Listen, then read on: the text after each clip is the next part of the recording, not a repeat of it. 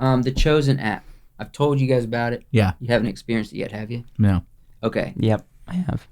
This is something that I think is really exciting for us, and something that I think we actually been talking about as content creators. Yeah. Yeah, we've been talking about it because you have this in your thoughts. I have this in my brain, and I wouldn't say it's everybody's thoughts. It's just your thoughts. It's right my thought at this point. I'm excited about it. Yeah, I am. But I think it's interesting because it's a cool thought experiment.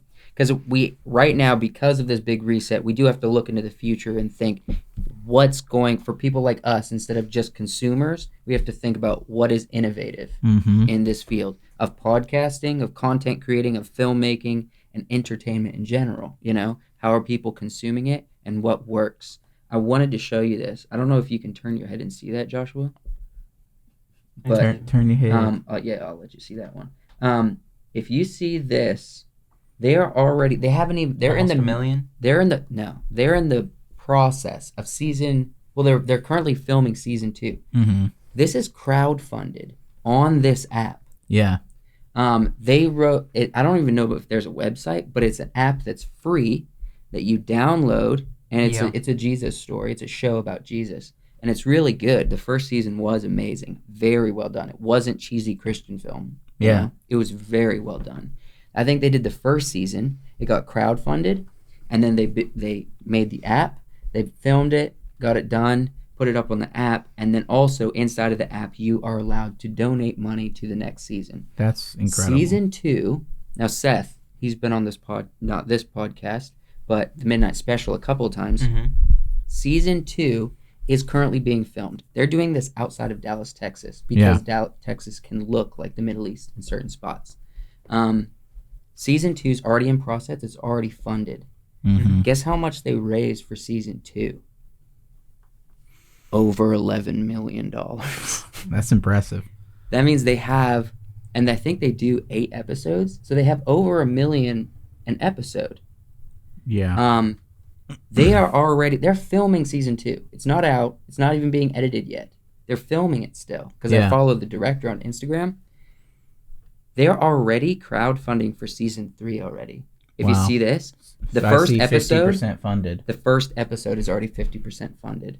See, season 3, they haven't even begun to write season 3 yet. Yeah, John Mark and I had a similar idea, but for an app or a website that was for artists and cartoon makers, right? I took a little bit of inspiration from that Love, Death, and Robots thing on Netflix, right? Yep. And I thought, what if there was talk about that at some point. What if there was a streaming service essentially that did, and this really streamlines it. We didn't actually have a lot of it thought out, but we thought you can you do a cartoon. Yeah, you do a cartoon, right? You write it, you post it, right? And then people can essentially fund the next episode, right? People fund it, and then eventually, right? Very much like YouTube, right? You release, or maybe you release a whole season. People fund it, right? Or upvote it or whatever, and then eventually the platform itself picks it up. Yeah. Right? And they fund it for the remaining duration. Yeah. Right? It's almost like Rick and Morty getting picked up for 10 seasons. Right, by Adult Swim. Yeah. Yeah. Or instead of just Olin Rogers kind of did that. Yeah. Yeah. I mean, TBS. he got picked up, right? But I'm talking like either you release several episodes and people watch it, right? So, I mean, let's say you release your first season is 8 episodes of 20-minute long content, which for an artist is a long time, right? That's a lot of art, especially if especially if it's like a Love, Death, Robots type or art even style. if it's just anime, because anime packs in a lot. Like when you see it, how choppy it is, it's so like, it doesn't seem like as much work as something like Rick and Morty. But the thing is, Rick and Morty's drawn, but then it's also manipulated through computer for most of the Yeah. movements. Well, there's Anime a lot is of like each frame. well, there's a lot of anime now. Modern anime isn't as much, but a lot of times what will happen with anime is that it will go from being very smooth to in the fight scenes looking very drawn.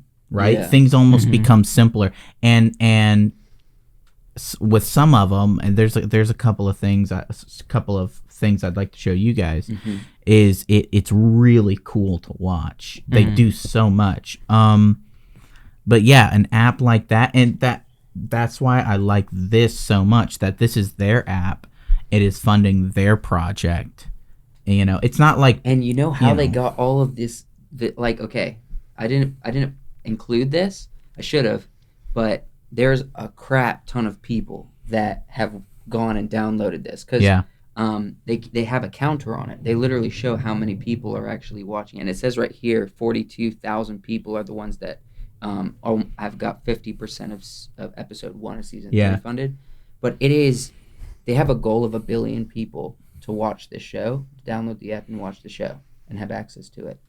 And I'm pretty sure they already have over 10 million people who's watched it. It's like a personal Kickstarter. It is, right? But it's your app. You control. You could be like, you know, we need funding for this specific project. It may not be directly tied to the show, but it may be like, oh, we have to build a set, right? Yeah. And we actually need funding specifically for the build, right? And that can, you know, that'll be on whatever their next project is. It's like, so yeah, donate to the show, but also donate to this build because it's gonna have to, you know, I mean, it's your app. You choose, right? And people will watch, you know. Do you, and this is just sorry, I'll hold off for a second. Hold off. This is just a thought that I'm having. I know what you're saying. It's almost like they're creating their own GoFundMe. Yeah. In a sense. Do you, because I know probably the majority, I wouldn't say all, because I don't want to generalize who's watching, but the majority of people are watching are probably like a Christian base, or they're advertised in churches and things like that because it is a Christian based story. Do you find it in any way odd, or what is your thought if they did that and they're saying they're building something, but they're almost like targeting the Christian, I don't know, Christians in general, because Christians have got into this because they want to watch the show, but then, like, let's say a couple years down the road they start like funding other things, and that sense they're kind of targeting Christians, and then Christians they don't realize what they're I don't know, like giving money towards. So you think it could turn into something more like a Netflix in the Christian world, and they don't really know what their money's being funded for? Yeah. I don't know if that's their intention, because this is being run by the few people that are doing the show. Well, that's the thing. That's what I'm kind of saying. It's run by the few people who are doing the show. Do we know those people? How well the director? How well do we know those people and what their mindset behind all of this is? I mean, they could be good people. I can't. I'm not saying that. But let's say someone else gets involved and it just goes down a different route. Well, then the people that support it stop supporting it. Yeah. Right? If you don't like the way it's going, you don't like the story it's telling or the message it's giving out, you stop supporting it. It's just like TV. It's just like anything. If I don't like what's on the TV, I'm turning the channel. Yeah. I'm not watching a YouTuber who I don't like or a Twitch channel I don't like. I'm not subscribing on, I'm not going to fund a project on Kickstarter that, I don't like or don't see anything coming out of. But I mean, it happens. Joshua's he kind of sounds like you're saying, though, that we do that anyway with Netflix. Mm-hmm. Because Netflix is going to make a whole bunch of originals this year that I'm not going to watch and not interested in watching, but my money to have access to them is still funding those projects. Right. In a sense, but I think we should, yes, but it's starting from a place that's targeting Christians in a way, because it is starting from a Christian-based show. And let's say it turns into like a Netflix. I understand, yes, you can stop supporting it, but I think there's potential to kind of target a group of people and them think that they already did that though. Mm-hmm. Pure Flix. Yeah. It's the worst ever because it's branded as Christian films. And they even ripped off Netflix name by calling it Pure Flix. Right. Mm-hmm. And it sucks because Christians don't make good films. Artists make good films. And if you're an artist who's a Christian, that's wonderful. But like Christians going out and making films don't make good films.